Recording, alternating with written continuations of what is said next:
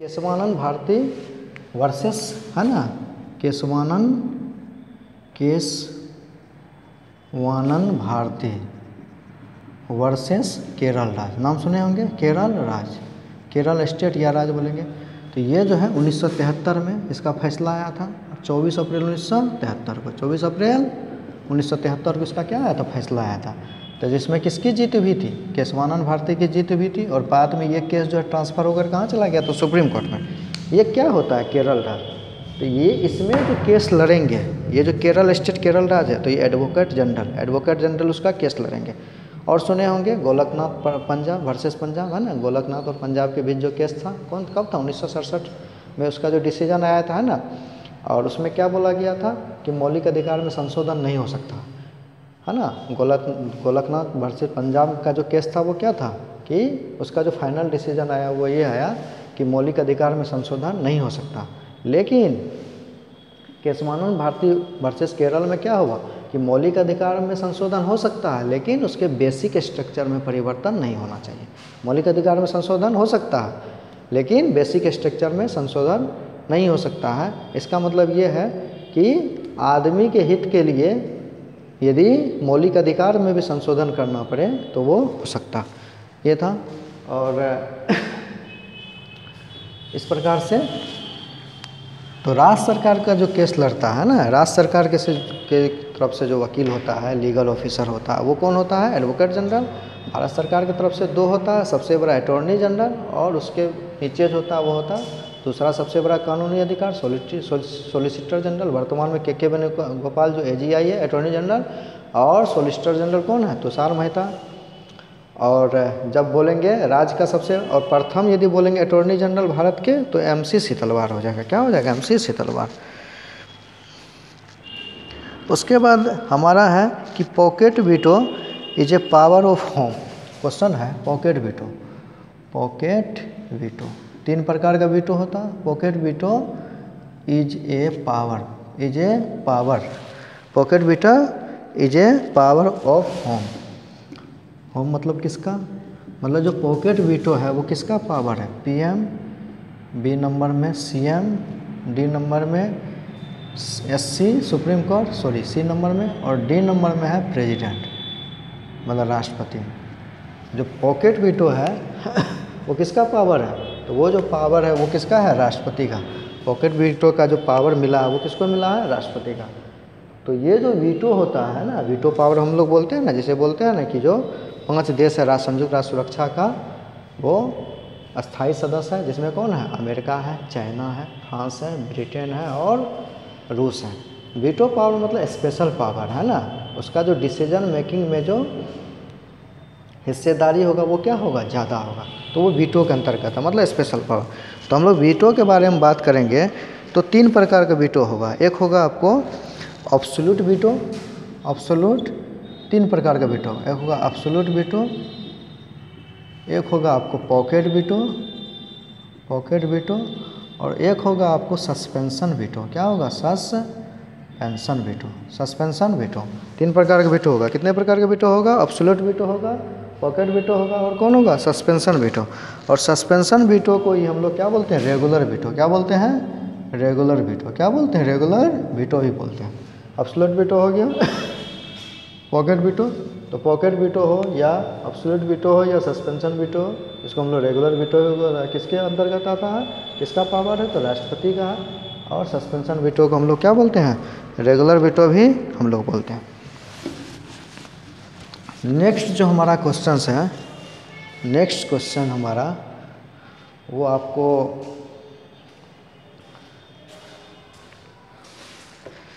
Next में हमारा है कि who is the supreme commandant of Indian arm force, है ना। जो भारत के इंडियन आर्म फोर्स के जो सुप्रीम कमांडेंट होते हैं वो कौन होते हैं, राष्ट्रपति होते हैं। इसमें तीनों हो जाएगा, वायु सेना, थल सेना और जल सेना, है ना। नेवी हो गए, आर्मी हो गए और एयरफोर्स। तीनों के जो हेड हो गए वो कौन होगा, राष्ट्रपति होगा, है ना। तीनों का जो, इसीलिए यहाँ पर दिया है कि who is the supreme commander या commandant of India arm force, तो वो कौन हो जाएगा? राष्ट्रपति हो जाएगा। ये तो सीधा आसान क्वेश्चन है।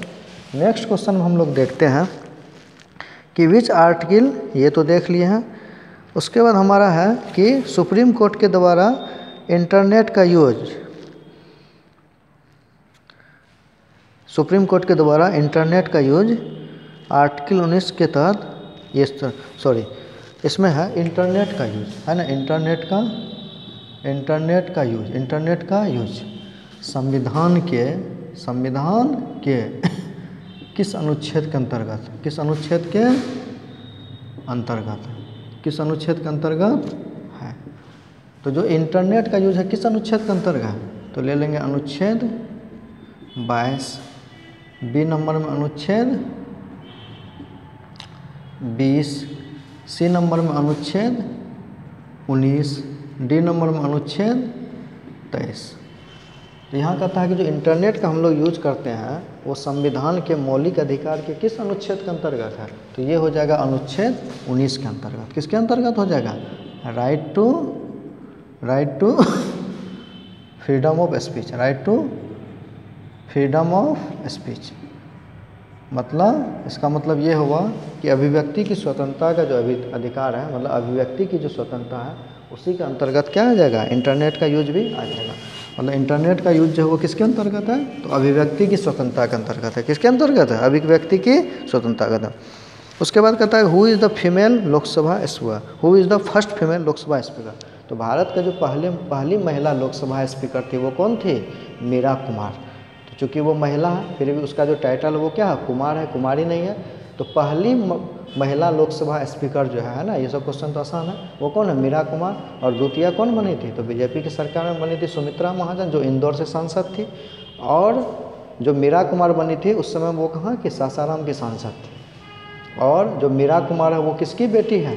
तो वो बहुत बड़े राजनीतिज्ञ, बहुत बड़े क्रांतिकारी बाबू जगजीवन राम के बेटी हैं। तो प्रथम महिला लोकसभा स्पीकर भारत की कौन हो जाएगा? मीरा कुमार। और द्वितीय कौन हो जाएगा आपको? सुमित्रा महाजन। और भारत की प्रथम राष्ट्रपति महिला वो कौन है? प्रतिभा देवी सिंह पाटिल। आसान क्वेश्चन है। उसके बाद आपको है कि who is the first law officer of state. तो फर्स्ट लॉ ऑफिसर अभी बता दिया है ना, जो प्रथम कानूनी अधिकारी होगा राज्य का वो कौन होगा? तो वो हो जाएगा आपको कौन? Advocate general. भारत का अटॉर्नी जनरल, दूसरा सोलिसिटर जनरल, राज्य का एडवोकेट जनरल हो जाएगा। ये सब हम बता दिए हैं। उसके बाद हमारा है कि प्रेसिडेंट ऑफ इंडिया इलेक्टेड में, ये थोड़ा सा बता देते हैं कि प्रेसिडेंट ऑफ इंडिया मतलब भारत के राष्ट्रपति, है ना। President of India elected by home, elected by home मतलब भारत के राष्ट्रपति किसके द्वारा निर्वाचित होते हैं? तो सीधा लिखेंगे लोकसभा के निर्वाचित सदस्य मतलब मेंबर, एमपीज, इसको क्या बोलेंगे? एमपीज प्लस राज्यसभा के निर्वाचित सदस्य, है ना, प्लस राज्य विधानसभाओं, इसको हम लोग बोलते हैं लेजिस्लेटिव असेंबली, है ना। राज्य विधानसभाओं के निर्वाचित सदस्य, साथ ही दिल्ली और पुदुचेरी, जिसको पहले पांडिचेरी बोलते थे, पुदुचेरी केंद्र शासित प्रदेश के निर्वाचित सदस्य के प्रदेश के विधानसभाओं के निर्वाचित सदस्य।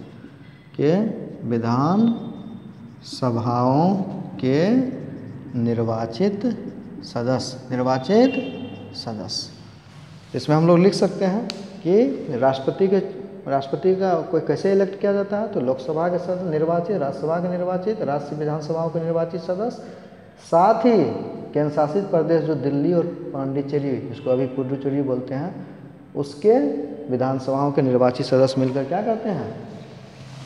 राष्ट्रपति को चुनते हैं। राष्ट्रपति को क्या करते हैं? चुनते हैं। नेक्स्ट हमारा क्वेश्चन है कि which article related to impeachment of parliament. President, तो प्रेसिडेंट मतलब राष्ट्रपति, तो यहाँ पर इम्पीचमेंट मतलब महाभियोग, इम्पीचमेंट मतलब इम्पीचमेंट ऑफ प्रेसिडेंट, इसका मतलब समझे, मतलब इम्पीचमेंट मतलब महाभियोग, महाभियोग। तो आपको मालूम होगा जो राष्ट्रपति का पद होता है देश में, जो संवैधानिक सबसे बड़ा जो संवैधानिक पोस्ट है वो कौन है, राष्ट्रपति का पोस्ट है, प्रेसिडेंट का पोस्ट है। और राज्य में जो सबसे बड़ा संवैधानिक पोस्ट है वो किसका है, गवर्नर का है, राज्यपाल महोदय का है। यदि राष्ट्रपति देश में अपने संवैधानिक कर्तव्यों का पालन नहीं करता तो संसद के, लोकसभा या राज्यसभा के क्या करते हैं, सदन जो है वो संसद के किसी भी सदन में महाभियोग का प्रस्ताव लाते हैं, जिसको इंग्लिश में बोलते हैं इम्पीचमेंट, IMPEACHMENT, महाभियोग का प्रस्ताव लाते हैं। और यदि वो पास कर दिया जाता है दोनों सदन से तो राष्ट्रपति को अपने पद से त्यागपत्र देना पड़ता है। तो ये है कि प्रेसिडेंट और इम्पीचमेंट और प्रेसिडेंट जो है वो, तो ये किस अनुच्छेद में है, तो ये जिस अनुच्छेद में है उसका नाम अनुच्छेद 61। वैसे राष्ट्रपति से संबंधित जो 5 अनुच्छेद है 54, 55, 57, 62, 71 बता दिए हैं। 54 क्या है, कौन वोट डालेगा, वोटर कौन होगा, प्रोसीजर है 55 में, 57 में री इलेक्शन है, 62 में टर्म्स है, 71 में क्या है, डिस्प्यूट, यदि राष्ट्रपति के चुनाव में कोई विवाद हो जाए, राष्ट्रपति के चुनाव में क्या हो जाए, कोई विवाद हो जाए, तो राष्ट्रपति के चुनाव में यदि कोई विवाद हो जाए तो उस विवाद को कौन सुलझाएगा, सुप्रीम कोर्ट। और ये किसके में दिया हुआ, अनुच्छेद 71 में, और अनुच्छेद 61 में राष्ट्रपति पर महाभियोग मतलब इम्पीचमेंट से संबंधित है। उसके बाद हमारा नेक्स्ट क्वेश्चन है आपको कि who is known as the father of Indian economy. ये याद रखना है कि भारतीय इकोनॉमी मतलब भारतीय अर्थव्यवस्था, who is the father of Indian economy मतलब भारतीय अर्थव्यवस्था का पिता किसे कहा जाता है, तो डॉक्टर मनमोहन सिंह याद रखिएगा। भारतीय अर्थव्यवस्था का पिता जो वो किसको कहा जाता है, डॉक्टर मनमोहन सिंह कहा जाता है। वर्तमान में किसको कहा जाता है, डॉक्टर मनमोहन सिंह को, जो 2004 से 2014 में कांग्रेस के रीजन में कौन थे, इंडियन नेशनल कांग्रेस के रीजन में कौन थे, यूपीए गवर्नमेंट में प्रधानमंत्री रहे और बहुत बड़े इकोनॉमिस्ट थे, है ना। उसके बाद आपको what is the minimum age limit for Panchayati Raj election, कहता है what is the minimum age limit. ये क्वेश्चन देख लेते हैं, what is the minimum age limit of what is the minimum age limit for Panchayati Raj election, Panchayati Raj election. तो पंचायती राज election के बारे में अभी हम डिस्कस किए, पंचायती राज इलेक्शन में सबसे कम एज क्या है ना, पंचायती राज इलेक्शन में पार्टिसिपेट करने के लिए तो 18 वर्ष लिखते हैं, बी नंबर में 20 वर्ष, सी नंबर में 21 वर्ष और डी नंबर में 25 वर्ष। तो इसका जो आंसर हो जाएगा वो हो जाएगा 21 वर्ष। मतलब what is the minimum age limit for Panchayati Raj election, मतलब पंचायती राज इलेक्शन में, है ना, पंचायती राज, यहाँ पे 2 चीज़ बोल सकते हैं कि यदि यहाँ रहेगा कि पंचायती राज इलेक्शन लड़ने के लिए कितना एज चाहिए तो वो 21 साल चाहिए, है ना। इस प्रकार इसको सोच सकते हैं कि पंचायती राज इलेक्शन में भाग लेने के लिए, चाहे वो मुखिया हो, वार्ड सदस्य हो, है ना, या जिला परिषद हो, तो कितना मिनिमम एज चाहिए, तो हमें 21 वर्ष चाहिए। कितने चाहिए, 21 वर्ष। यहाँ तक कोई कन्फ्यूजन नहीं है ना। पंचायती राज के बारे में बता दिए, बलवंत राय मेहता ये सब बता दिए हैं। और आपको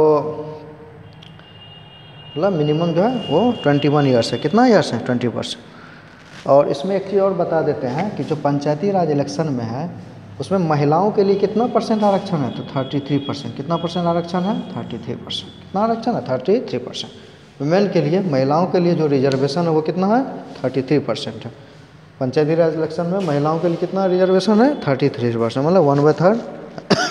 अच्छा, उसके बाद क्वेश्चन हमारा है कि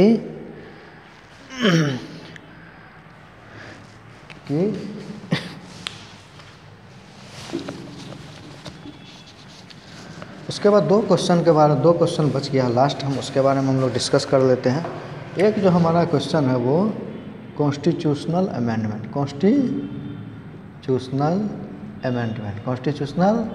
अमेंडमेंट मतलब संवैधानिक संशोधन। इसके बारे में दिया होगा कि जो संवैधानिक संशोधन हमारा है, संशोधन के बारे में बता दिए, सुधार, रिफॉर्म्स, ये किस भाग में है, तो यदि भाग पूछेगा तो हम बताएंगे भाग 20 और अनुच्छेद बोलेगा तो बताएंगे 368। और एक हमारा क्वेश्चन पूछा जाता है इमरजेंसी के बारे में।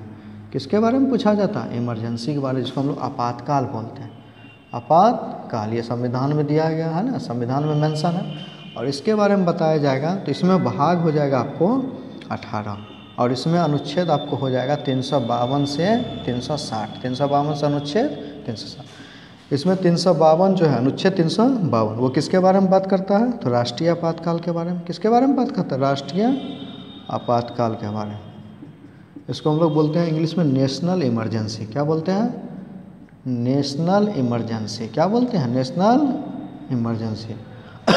और आपका आर्टिकल अनुच्छेद 352 से 360 है। एक अनुच्छेद जो इम्पोर्टेंट है 356, ये बात करता है प्रेसिडेंट के बारे में। किसके बारे में बात करता है? प्रेसिडेंट मतलब राष्ट्रपति शासन के बारे में। प्रेसिडेंट रूल या इसको बोलेंगे प्रेसिडेंट रूल या राष्ट्रपति शासन से संबंधित है। और जो अनुच्छेद 360 है, अनुच्छेद 360 या आर्टिकल 360, ये है वित्तीय आपातकाल से। किससे संबंधित है? वित्तीय आपातकाल से। इसको हम लोग बोलते हैं इंग्लिश में फाइनेंशियल इमरजेंसी। ये अभी तक नहीं लगा है, ये अभी तक नहीं लगा, ये दोनों लगा। इसके बारे में बताते हैं। जो 352 अभी तक में भारत में अनुच्छेद 352 जो है वो भारत में अभी तक 3 बार लग चुका। कितने बार लग चुका? याद रखना, 3 बार लग चुका। एक भारत चाइना युद्ध के समय में, एक कब लगा? भारत चीन युद्ध, इंडिया चाइना वार के समय में 1962 में। एक भारत पाक युद्ध 1971 में। और एक आपको लगा आपको इंटरनल इमरजेंसी, मतलब भारत के अंदर ही जो क्या हुआ था इंदिरा गांधी के समय में, जब जेपी मूवमेंट चला था, है ना। जेपी मूवमेंट जब चला था, जेपी का जो छात्र आंदोलन चला था बहुत बड़े स्तर पर, उस समय में इंदिरा गांधी के द्वारा इंदिरा गांधी के ही कहने पर राष्ट्रपति के द्वारा इंटरनल इमरजेंसी लगा दिया गया। तो एक आपको 1975 में, है ना, 1975 में। तो इस समय ये दोनों में जो प्रधानमंत्री थी वो कौन थी? इंदिरा गांधी। कौन प्रधानमंत्री? इंदिरा गांधी। और इस समय जो पीएम थे वो कौन थे? उनके पिताजी नेहरू जी। मतलब जवाहरलाल नेहरू। तो 3 बार अभी तक राष्ट्रीय आपातकाल लग चुका है, 62, 71 और 75। 62 में भारत चीन युद्ध के समय लगा था, भारत पाक युद्ध 1971 में, 1975 इंटरनल इमरजेंसी, है ना, जब जेपी मूवमेंट चला था। 71-75 में प्रधानमंत्री कौन थी? इंदिरा गांधी। और 1962 में जिसमें चीन से भारत हार गया था, भारत की हार हुई थी, और उस समय जो प्रधानमंत्री थे वो कौन थे? जवाहरलाल नेहरू थे। और उसके बाद एक है 356, है ना, 356। और ये अनुच्छेद 356 ये किसके बारे में बात करता है? राष्ट्रपति शासन, मतलब प्रेसिडेंट रूल, राष्ट्रपति शासन के बारे में बात करता। तो सबसे पहले जो राष्ट्रपति शासन लगा था वो कहाँ लगा था? पंजाब। कहाँ लगा था? पंजाब। तो आज का एनालिसिस यहीं तक। आगे भी हम बहुत ही इंपॉर्टेंट क्वेश्चंस के बारे में हम लोग क्या करेंगे? एनालिसिस करेंगे। हमें लगता है आपको बहुत ही अच्छा लगा होगा। और ये जो एक्सप्लेनेशन है आपको कैसा लगा, आप अपने हमें कमेंट करके बताएं, और इसे ज़्यादा से ज़्यादा लाइक, शेयर एंड सब्सक्राइब करें। और अंत में हम यही बोलना चाहेंगे कि लगे रहिए, 5 ही घंटा पढ़िए, डेली पढ़िए, 4 ही घंटा पढ़िए, डेली पढ़िए। ऐसा नहीं कि आज 10 घंटा पढ़े तो कल 1 घंटा पढ़े, तो ऐसे में रिजल्ट नहीं होगा। और 4 लाइन बोल करके हम अपनी बातों को समाप्त करेंगे कि ज़िंदगी की हर कहानी बेअसर हो जाएगी, और हम न होंगे तो ये दुनिया दरबदर हो जाएगी। मतलब ज़िंदगी की हर कहानी बेअसर हो जाएगी, और हम न होंगे तो ये जहाँ दरबदर हो जाएगी, पाँव पत्थर हो जाएगी। अगर रुक जाइए और चलते रहिए तो जमी भी हम सफ़र हो जाएगी। थैंक यू सो मच, बहुत बहुत धन्यवाद।